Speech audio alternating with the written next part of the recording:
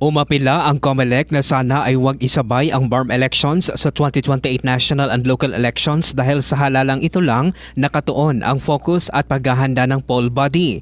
Yan ang sinabi ni COMELEC Chairman Garcia kamakailan sa hearing hinggil sa pagtatakda ng BARM elections. Sinabi rin ni Garcia na sa kanilang orihinal na plano ay isasabay sana ang BARM elections sa barangay and SK elections ngayong taon. Pero giit ni Garcia na manual kasi ang BSKE habang automated naman ang BARM elections kaya hindi anya maaring ipagsabay. Malabo rin anya kung sa 2027 ang BARM elections dahil naghahanda na anya sila sa 2028 elections.